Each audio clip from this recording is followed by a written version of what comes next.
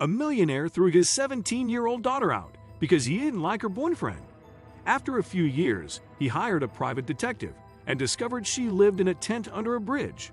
But something surprising happened when he rushed to her help. "I won't need your services anymore, Mr. Cornell," Christian said to the private detective on the phone. The man had sent him an email with pictures of his daughter Victoria's wedding to her boyfriend, Nathan. Christian didn't want to know anything else. He had wanted so much more for his daughter, and she had wasted it. A few years ago, when Victoria was 17, he told her to break up with Nathan. He came from a bad family and was in a band. He was everything Christian hated, but Victoria wouldn't do it. So he gave her a choice. "You either break up with him or you leave my house forever, young lady," he yelled at the time. "Fine," she shouted back and packed her things. Christian was sure she would be back because she had grown up with all the luxuries his money could buy, but Victoria didn't return. Therefore, Christian hired Mr. Cornell to keep tabs on her. But he was done. She had gotten married at only 18. Her life was over in his eyes.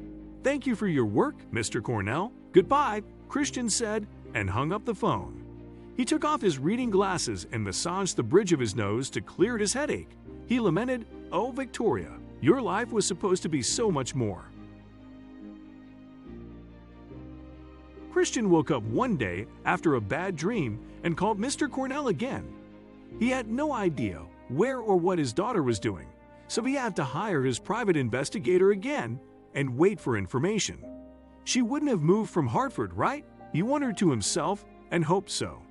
A few days later, Mr. Cornell called him, and his voice sounded desperate. "Mr. Astor, I have some distressing news to tell you. I found your daughter, but What?"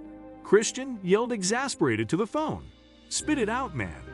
I found her living in a tent under a bridge with her 2 children," the private investigator revealed. "And as far as I can tell right now, her husband lives in a nice house that they bought together 3 years ago." "What?" the millionaire yelled once again. "Tell me everything." Mr. Cornell relayed the information, and Christian rushed to his car, driving as fast as possible to get to his daughter. During the entire drive, he lamented himself, as he knew something like this would happen if his daughter married someone like Nathan. He should have done something, but his pride was too immense. He arrived where Mr. Cornell stated, but Victoria was not there. In fact, there were no tents here. He drove to the other side of the bridge and nothing. He called his private investigator and asked about it. "She was there, sir," the man replied, confused. "Give me Nathan's address now," Christian said menacingly and took off again. He arrived at a place he had never imagined. Victoria didn't have access to her trust, so he had no idea how they managed to buy such a good home. But still, he knew she had probably contributed more, and this loser had thrown her and his grandkids out to the cold. And now they had disappeared.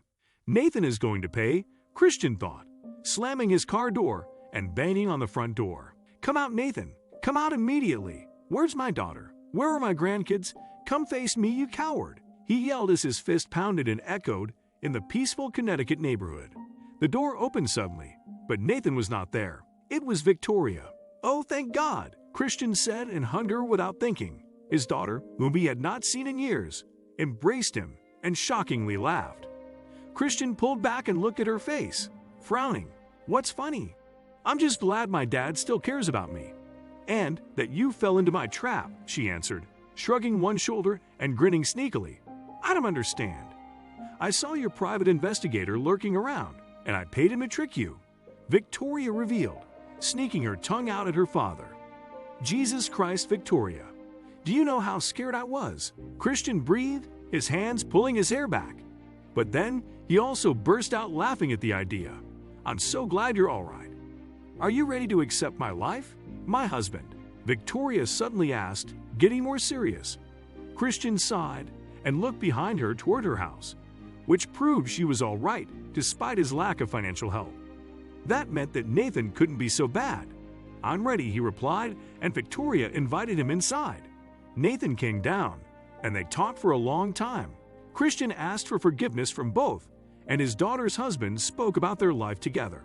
They both went to college and graduated together, which was remarkable because Victoria got pregnant twice. Now they both worked decent jobs, and they were insanely happy. By the end, Christian realized that all his daughter truly needed. It was late, so his grandkids were already in bed, but Victoria invited him for lunch the following day, so he could officially meet them. When he went home, he scolded Mr. Cornell for the trick, but he also thanked his private investigator after that day. He made sure never to miss a moment of his daughter's and the rest of his family's life. Don't let your pride keep you away from family. Sometimes, pride gets in the way of relationships and separates families. However, you should do your best to reach out, apologize, ask for forgiveness, and move on. Your kids might not follow what you dreamed for them, but that doesn't mean it's the wrong choice. Christian threw his daughter out for her choices and missed a considerable part of her life. Thank you for watching. Please don't forget to like, subscribe, and share this story with your friends. It might brighten their day and inspire them.